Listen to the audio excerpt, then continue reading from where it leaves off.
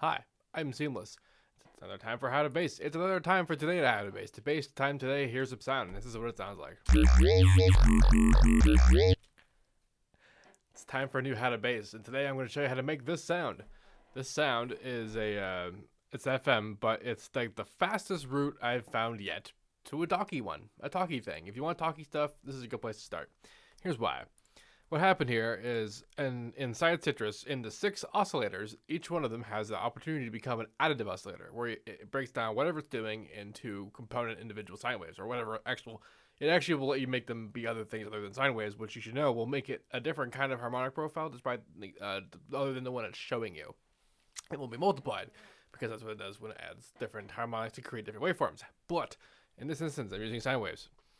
I'm actually going to show you an empty Citrus to show you what's happening here. So, if you play a bass note, just like these guys, right? No, this guy. This guy is in the oscillator window, just a regular sine wave, but then if I go wee, you see the extra harmonic content just shows up. So if I just wanted to create motion in an area that elicits the talking stuff I want to be talky, what I want to do is I want to put a thing in an area, and then if I want it to spread open and close, which is what creates the Formant activity, you can FM it. Now, this is what I used to do. This is actually pretty much like the old days of the first time I discovered this particular property of FM thousands of years ago. But what I'm doing now is just the next step of that, which is like, okay, cool, I'm just going to pick where the activity is and then FM just that, by a bass tone.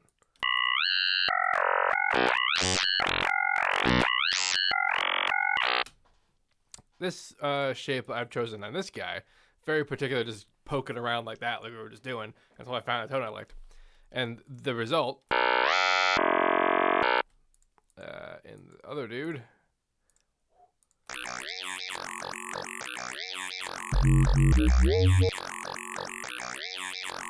that's not a filtered sound. I'm not high passing that to separate it to make room for that low end there. That's just what it sounds like because I'm just automating that. And also because we're doing this on one of those oscillator windows that's tuned to the 1x ratio, despite the fact that it's being FM'd by this triangle wave to keep it in pitch, to make it be like, okay, when I FM it and I modulate it, it's harmonically static. All the extra harmonics, all the area of activity I'm putting in here is also going to be harmonic. The previous How to Bass was me experimenting with when I do this and I move the pitch of things, and then I use another oscillator to try and keep it in range by having it be the static bass tone thing that's happening with ring modulation and stuff. None of that's happening here. This is just 2 oscillators happening. At least this part is. One of them is a bunch of sine waves in a bunch of places that are harmonically relevant, but are not an original waveform. Like this waveform is quite not really like a regular waveform, but then this waveform is just a triangle wave. I moved the phase around. Oh yeah, and I am modulating phase. And there's a reason for that. And so we were talking before about the window, about how we're basically making a noise mess out of one oscillator and kind of saving it with the harmonic strength of being modulated by a single other oscillation. In this case, the triangle wave. However, this is creating kind of a window of activity, and where a particular area will have a particular time of it. And unlike ring modulation, this is kind of just like an effect pitch will have by moving around particular pieces of the harmonics and particular parts of the period. You can't really predict what that's going to be, so you just kind of screw around with position.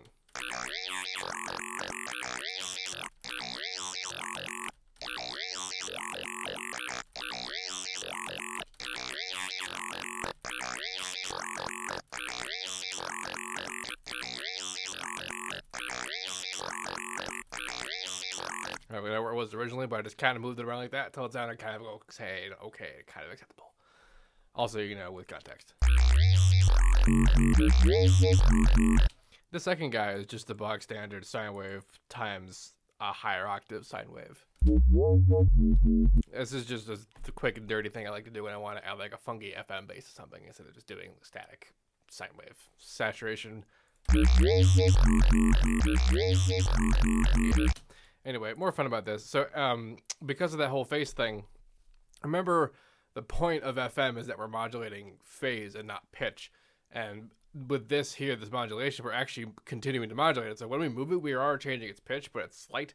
But it does add to the characteristic of it. That's why the shape is weird. That's why it's like this half of it is flat and this part isn't, because it's the lack of motion on this part, but being in that position that's creating the tone that worked in this part of the modulation. Also doing volume on ear, which is imparting its modulation on this dude, because that's oscillator 2 it's doing all this on. Messing around phase here, I am not. I am doing on oscillator 1 pitch and phase unison index mapping, because I have 2 voices active up here, but no pitch and phase modulation active, or panning, I guess, also. And that's because I didn't want 4 to get phase canceled. It's a very rigid sound, and the second you get phase cancellation involved, it loses its impact. And I want it's a sub; it needs to be impactful. So I'm not doing anything with it. It's pitch and phase are untouched, but this guy is not. So that's why we're getting the kind of the noisy-esque thing. That 2-voice Reese effect. Only really slight and programmed in here with the pitch and unison index map. See, it's a little tiny, little up there. Same thing with the phase, slightly moved, but like again, kind of trial and error. Does this sound good? Does this sound good? Does this sound good? Yes, this one does. Cool, let's go with it. That's sort of how I design these things. It's helpful that then instead of trying to put a really small point in the pitch there, because originally it's still up pretty high, but like I just put a point someplace and then I use the knob to dial in the pitch. It just decreases or increases the window of how much of value it is, but the graph stays at a position of a percentage value, so that it's a percentage of that particular knob. So changing that changes the maximum amount there can be, which decreases or increases the effect of the graph. So you don't necessarily have to worry about setting a thing too high or not. If all you need to worry about was that it is something relative to something else. I hope that any of that made sense. What else was special about this? I don't really think there was anything else. Nope. Okay, cool. So I'm just modulating this dude out here, the X, and that's modulating the 2 things we saw on here.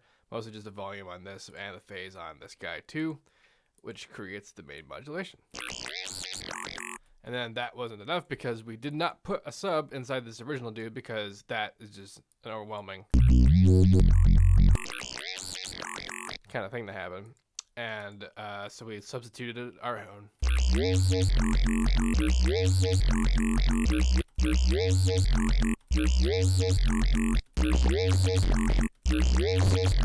Woo.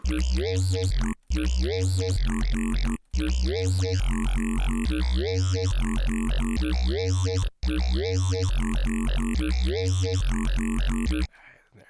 Lots of experimentation and lots of different tones are available when you dig around with this, and I'm not really even using a lot of voices or processing to make this particular tone. In fact, absolutely nothing is happening in the post of this, and this is just really just 2 oscillators, 2x together, 4 oscillators total, doing almost nothing to create a pretty reasonable talkie tone.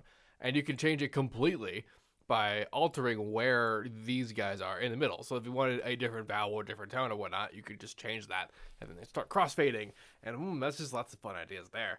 Maybe future how-to bases. Anyway, this particular patch will be available for download in the description of this video. If you have any questions about this, please let me know. Don't forget to like, comment, favorite, subscribe, and all that good stuff. And as usual, have a nice day.